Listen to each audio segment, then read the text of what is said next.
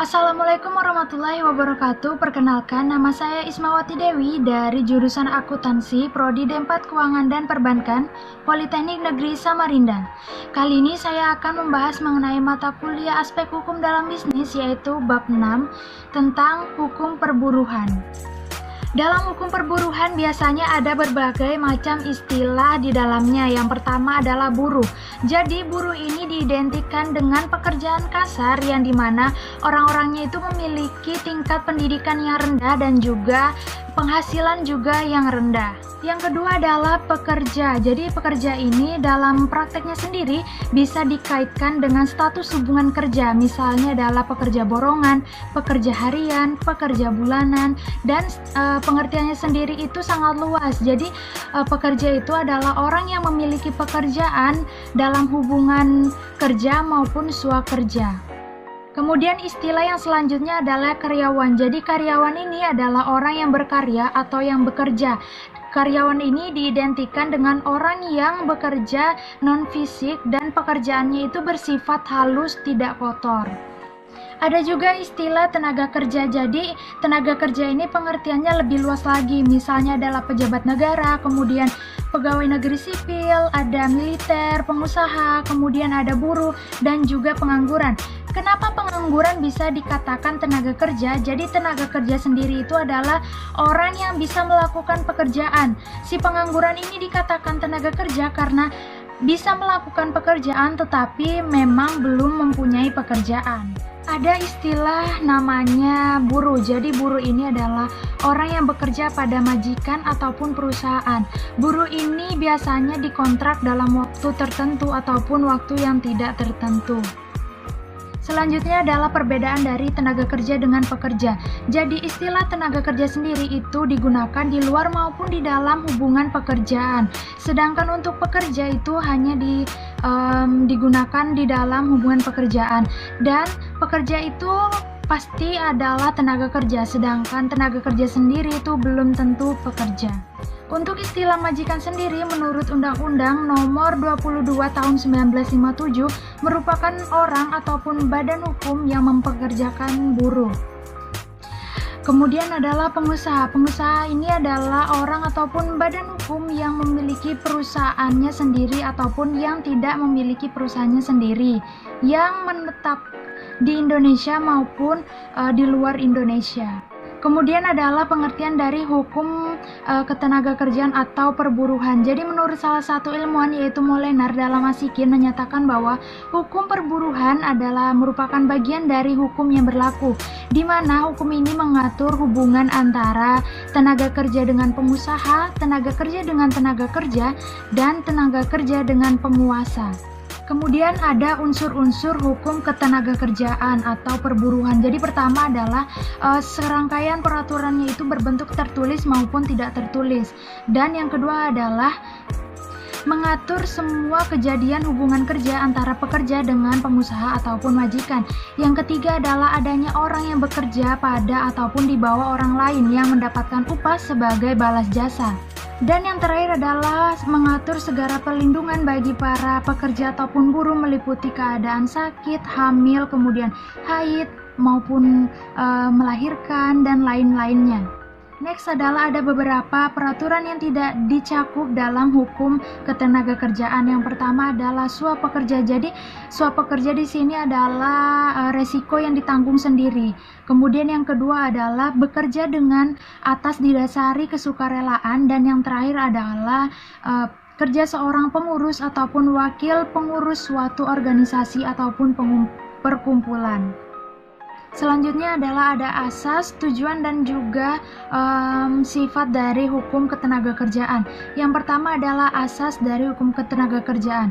Jadi asas dari hukum ketenagakerjaan itu sendiri merupakan didasarkan dari pembangunan nasional dan khususnya untuk demokrasi dan asas adil dan merata. Next adalah tujuan dari hukum ketenagakerjaan. Jadi menurut Manulang ada beberapa tujuan dari hukum ketenagakerjaan. Yang pertama adalah untuk mencapai atau melaksanakan keadilan sosial dalam bidang ketenagakerjaan. Yang kedua adalah untuk melindungi pekerja dari kekuasaan penguasa yang tiada batasnya. Kemudian ada beberapa sifat dari hukum ketenagakerjaan. Yang pertama adalah hukum ketenagakerjaan itu bersifat private atau perdata. Yang kedua adalah hukum ketenagakerjaan itu bersifat publik. Yang ketiga adalah hukum ketenagakerjaan itu bersifat imperatif. Dan yang terakhir adalah hukum ketenagakerjaan itu bersifat fakultatif.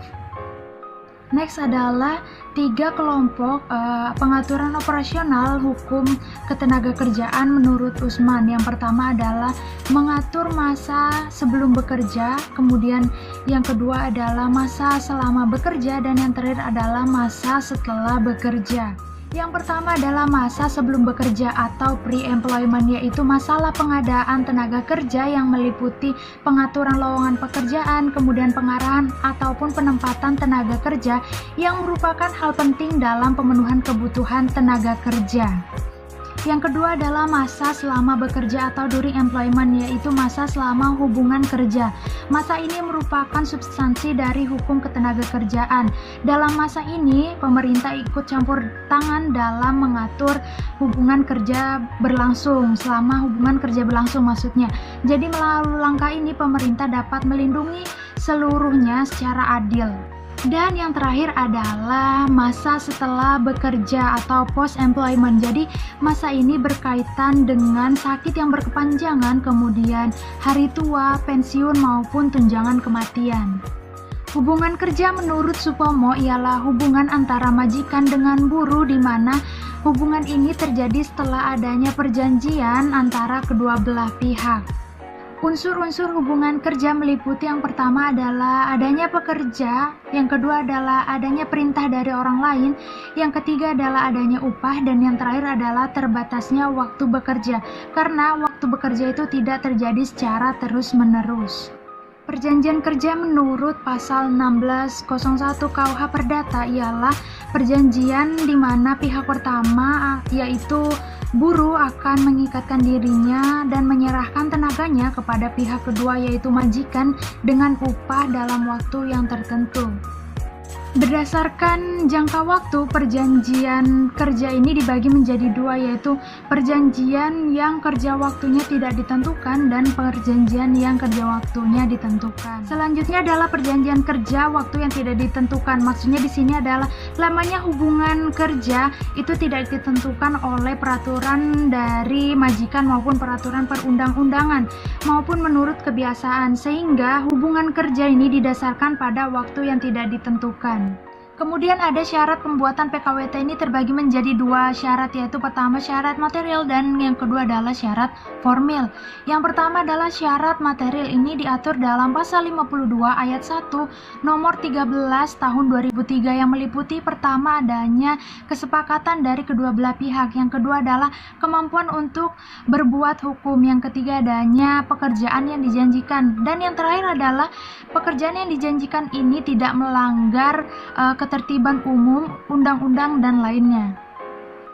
Syarat pembuatan secara formil PKWT itu dimuat dalam pasal 54 ayat 1 Undang-Undang Nomor 13 Tahun 2003. Yang pertama adalah nama, alamat perusahaan dan jenis usaha. Saja ada nama, jenis kelamin, umur dan alamat pekerja atau buruh, ada jabatan atau jenis pekerjaan, ada tempat pekerjaan, serta besarnya upah dan cara pembayarannya.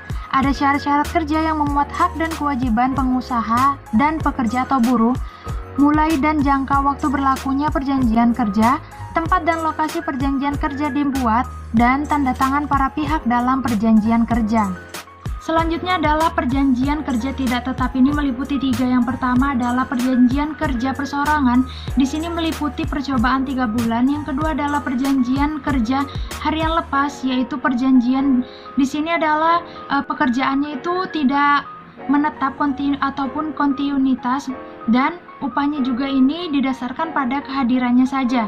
Dan yang ketiga adalah perjanjian kerja borongan, di mana kerjaan borongan di sini upahnya itu berdasarkan volume pekerjaan satuan hasil kerja. Next adalah perjanjian kerja tetap.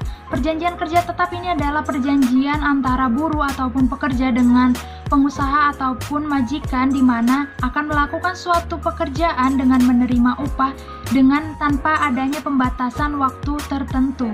Selanjutnya adalah perlindungan tenaga kerja. Jadi perlindungan tenaga kerja ini diatur dalam Undang-Undang Nomor 13 Tahun 2003. Menurut Supomo ada 3 jenis perlindungan bagi pekerja. Yang pertama adalah perlindungan ekonomi, yaitu perlindungan yang meliputi penghasilan yang cukup. Yang kedua adalah perlindungan sosial yang meliputi perlindungan kesehatan maupun kebebasan berserikat. Dan yang ketiga adalah perlindungan teknis. Ini menyangkut perlindungan bagi keselamatan kerja. Kemudian ada perlindungan tenaga kerja terhadap pekerja ataupun buruh perempuan. Yang pertama adalah dilarang untuk mempekerjakan buruh atau pekerja perempuan pada jam 23.00 sampai dengan 7 pagi terhadap buruh ataupun pekerja yang di bawah umur, yaitu umur 18 tahun. Dan yang kedua adalah pengusaha itu berhak untuk menyediakan angkutan antarjemput kepada pekerja ataupun buruh perempuan yang bekerja di antara jam 23.00 sampai dengan 05 pagi. Selanjutnya adalah perlindungan terhadap tenaga kerja anak. Yang pertama adalah itu pastinya pengusaha itu sangat dilarang untuk mempekerjakan anak. Dan yang kedua adalah dikecualikan jika anak tersebut berusia 13 sampai dengan 15 tahun yang melakukan pekerjaan ringan dan tidak mengganggu kesehatan fisik, mental maupun sosialnya.